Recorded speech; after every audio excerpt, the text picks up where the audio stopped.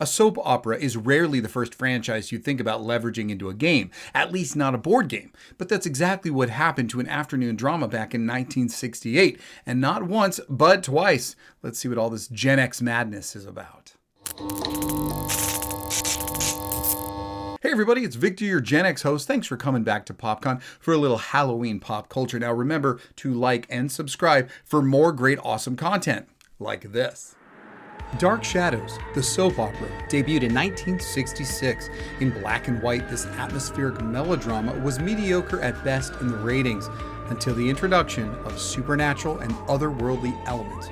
Dark Shadows, with its vampire lead Barnabas Collins, became a hot property, and the opportunities to merchandise the hell out of it were ripe. These opportunities would have made All My Children's Erica Kane green with envy, but it was a move that Dark Shadows needed to survive, and a board game of this frighteningly popular, if not cheesy over-the-top acted soap, made perfect sense. The first one arrived in 1968, an expanded version of Uno, but with a board. The player's hand dictated the movement of their pieces, and what they drew or discarded advanced forward motion of the game until the first person to land on the last spot is named the winner. This one was a little like a goth Candyland. The fun, but not truly branded cover of the box is eye-catching, but hardly that interesting. And when this game was soon retired, it was then repurposed. In this case, the game was given a facelift and became two different games. First, Creature Castle, where the cover looks a lot like those Gen X haunted house albums we all remember, and The Black Hole Space Alert. Yes, Disney snatched up the design and used it in 1979 to support the release of, ironically, their first foray into space, a sci-fi soap opera called, well, The Black Hole. Back in 1969, Dark Shadows thought a new game would better serve their show amongst the kids with a novel concept that played more on the mythology of the current show. This version of the game, its gameplay, and the design were all focused on Barnabas Collins, and that's my focus of the show. Barnabas Collins, Dark Shadows the game. Not the greatest title, but I have to be honest, I wouldn't be mad if more games were like this one. I mean, it came out with a coffin filled with bones and even glow-in-the-dark vampire fangs. Who doesn't want more of that? From the minute you see the cover, you're transported to Cabot Cove, wait a minute. No, not Cabot Cove. Collinsport, Maine, and feel the frightening stakes. Wink, wink. They're higher with Barnabas's evil visage taking most of the space, alongside what else but some cheery kids doing a little grave robbing. Having Barnabas the draw served this game well.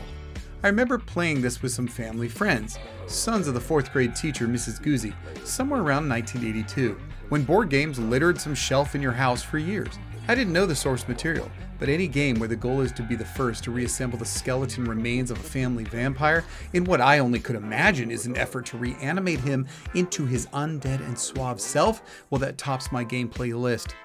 And I didn't need to know where it derived from, but I was certainly curious. So let's explore here. This is my vintage game, still in great order. That cover of Barnabas, played by Jonathan Freed, he was the man. The victim villain, complete with fangs and sneering mouth and that odd Caesar-like hairstyle, couldn't make him furthest from a soap opera leading man. But who can explain the 60s? As you open it, you first realize this may look like a board game box, but surprise, there's no board. You don't need one. Only the scaffolds to hang your skeletons, very similar to Hangman. This was your playing field. The boldly designed spinners, they were like a mainstay in games of the era. And then there's the coffin. Hardstock cardboard. Mine has really stood the test of time and still looks great, including the thin plastic cover emblazoned with the vampire's name. Oh, and that smell that. Yeah, OMG, that's like a time machine, you know, it takes me back to my house in the 70s. A good smell, good times. Now inside are all the bone pieces used to build your own skeleton, the remains of Barnabas, or a helpless victim to reanimate, you decide. Finally, the fangs. Yep, someone can choose to play the game as Barnabas, or what I think is a much more fitting for the winner, he who assembles their undead first, puts the fangs in, turns out the lights, and becomes Barnabas Collins. Surprise! Both the skeletons and the fangs glow.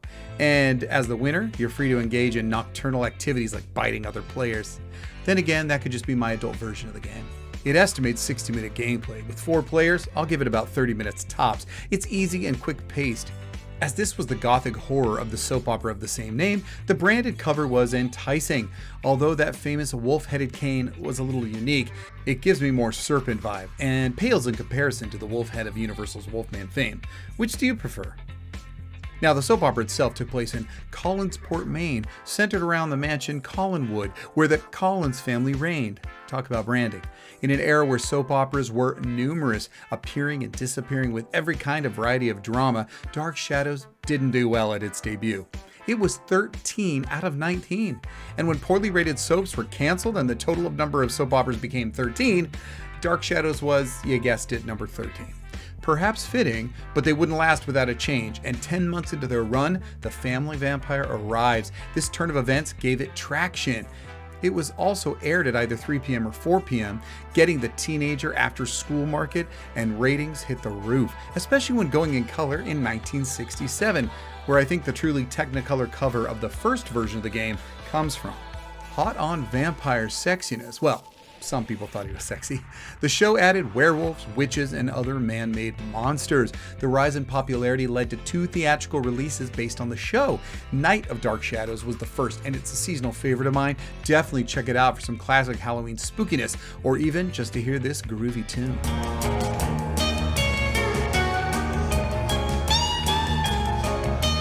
On a roll, 1969 saw the release of the second version of the game, this truly unique family game that has never been duplicated or re-implemented into something else.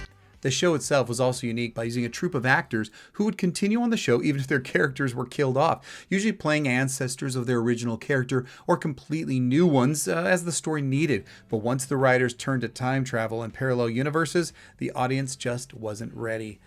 Even with the second movie, House of Dark Shadows, and its 70s style of horror, nothing could save the one-of-a-kind soap opera, and it was canceled in 1971. Luckily, they got an ending. I mean, they filmed an ending. Not sure it tied up any loose ends or made any sense at all, but you can decide. What kind of an animal would attack her like that? If I didn't know better, Yes, Stokes? if I didn't know it wasn't possible, I'd swear there was a vampire at Collinwood.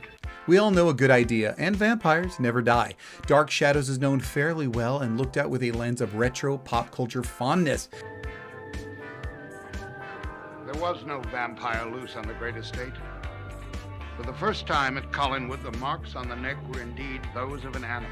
Just check out some of the original toys and the original merchandise for this fan favorite show.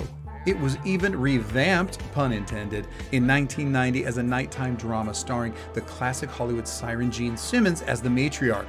This nighttime miniseries was much more gory, much more violent, and although had similar names and storylines, was definitely made for a 90s audience. There was even a big screen adaptation with Johnny Depp in 2012 by Tim Burton, even having a great cameo by some of the actors, including Jonathan Freed. It wasn't good.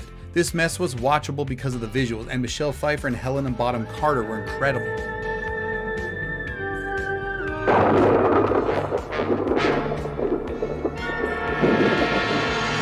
Alas, all forgettable, it showed there was still love for the old-ass property. The game, though, it's a must, and easy to find. I got mine right here, ready to go.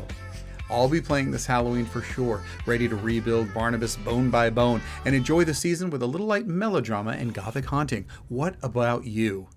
Do you remember having this game, or were you a fan of either series? Let me know what you think of this game and this content by clicking like, and don't forget to subscribe to PopCon. A salute to all pop culture, but mostly the 80s. Until next time.